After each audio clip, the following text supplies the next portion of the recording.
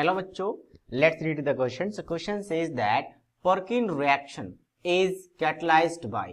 Perkin reactions को हम catalyse कैसे कर सकते हैं? कैटलिस्ट का मतलब क्या होता है? जो रिएक्शन में पार्टिसिपेट ना करे, बस रेट ऑफ रिएक्शंस को जनरली इंक्रीज करे.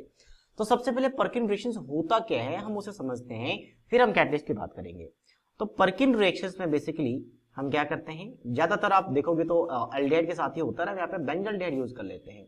बेंजल्डिहाइड, तो बेंजल्डेट की जगह पे आप कोई भी एल्डिहाइड यूज कर सकते हो. ज्यादातर आपका बेंजल्डेट नेम रिएक्शन है तो नेम रिएक्शन के लिए फिक्स्ड है कि बेंजल्डेट यूज करेंगे. बट अगर आप दूसरा एल्डिहाइड यूज करते हो तो सेम प्रोसेस का रिएक्शन पॉसिबल है. साथ साथ में हम क्या करते हैं, एनहाइड्राइड यूज करते हैं, एसिड एनहाइड्राइड. ठीक है, इस तरीके से लिखा जाता है एसिड एनहाइड्राइड को. ये रहा एसिड एनहाइड्राइड. तो इसमें हम क्या करते हैं, यहां से ये आपके पास है, इसको आप ब्रेक करके देखो तो जो बनेगा उसी का बेस लिया जाता है. तो बेस क्या बनेगा आपका, CH3C double bond O negative. और उसी का आप क्या करते हो, फिर एसिड ले लेते हो, CH3C double bond OH. Acid भी रहेगा. और साथ साथ में तीसरा रिएजेंट हम यूज करते हैं एसिडिक मीडियम और वाटर ले लेते हैं. ठीक है, और लास्ट हम इसको करते हैं हीट. तो यहां से बनता है फाइनल प्रोडक्ट, दैट जिसे हम कहते हैं सिनेमिक एसिड.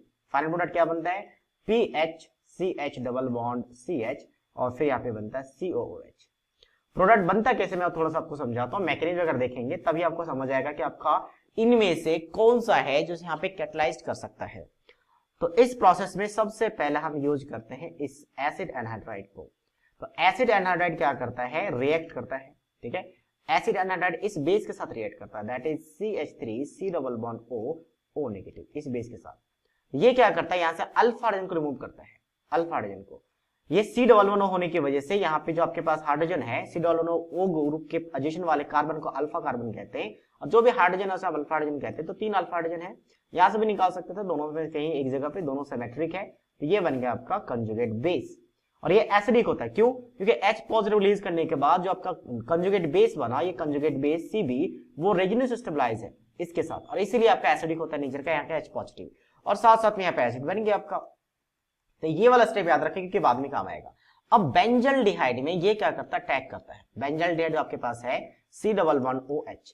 तो बेंजल्डेट को हम कैसे ब्रेक करते हैं, तो यहाँ पे कार्बोनिल ग्रुप ऑक्सीजन और कार्बन के इलेक्ट्रॉन नेगेटिव डिफरेंस होने की वजह से ऑक्सीजन के इलेक्ट्रॉन नेगेटिविटी ज्यादा, तो बॉन्डेड पेयर शेयर पर इलेक्ट्रॉन को खुद की तरफ खींचेगा, तो पार्शियल नेगेटिव आएगा और कार्बन पे पार्शियल पॉजिटिव आएगा. और इसीलिए जो कंजुगेट बेस बना, उस कंजुगेट बेस कार्बन पर अटैक करेगा.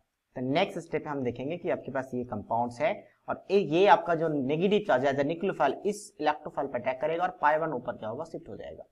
तो नेक्स्ट स्टेप में क्या दिखा सकते हैं, इसको शॉर्ट में हम चाहे तो पीएच भी लिख सकते हैं. तो पीएच ऑक्सीजन में नेगेटिव चार्ज आ चुका है, एक CH है इसके साथ, और साथ साथ में क्या दिख रहा है आपको, CH2C डबल बॉन्ड O और OC double bond O CH3. ये बन गया है. अच्छा, इसके बाद हम क्या करते हैं, इसका हाइड्रोलाइसिस करवाते हैं. इसका हम करवाते हैं हाइड्रोलाइसिस, और साथ साथ में एसिडिक मीडियम लिया तो एसिडिक मीडियम यहाँ पे आ जाएगा H पॉजिटिव. तो एसिडिक मीडियम से H पॉजिटिव आएगा और ये किस में कन्वर्ट हो जाएगा, आपका OH में कन्वर्ट होगा. तो सबसे पहले OH और साथ साथ में हाइड्रोलाइसिस करवाएंगे तो यहाँ से ब्रेक हो जाएगा. ब्रेक होने का कंडीशन क्या है कि जो लेस इलेक्ट्रोनेगेटिव है उसके साथ हाइड्रोजन जाता है, जो मोर इलेक्ट्रोनेगेटिव है उसके लेस इलेक्ट्रोनेगेटिव के साथ OH और मोर इलेक्ट्रोनेगेटिव के साथ H जाता है. ठीक है, तो अब यहां से क्या बन गया कंपाउंड आपका CH यहाँ पे OH है और साथ साथ में आपका CH2COOH बन गया. ये बन गया आपका प्रोडक्ट. और यहां से एक एसिड यहां से रिलीज हो रहा है, एसिड को हम चाहते हैं दिखा सकते हैं, जो कि एज ए बाय प्रोडक्ट कह सकते हो आप.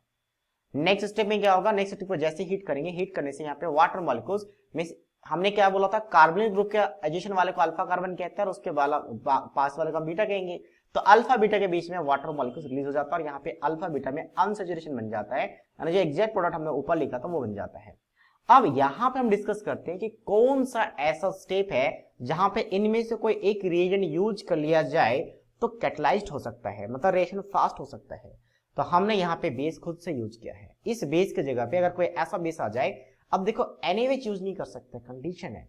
एसिड ऑलरेडी यूज है तो एसिड बाहर से यूज करने को भी फायदा नहीं है, ऑलरेडी एसिड यूज है तो रिएक्शन में पार्टिसिपेट कर रहा है, तो एसिड को यूज कर नहीं सकते. ये तो सॉल्ट है. ठीक है, तो ये सॉल्ट है, इस सॉल्ट को भी यूज नहीं कर सकते, तो बचा NaOH और पिरियडिन.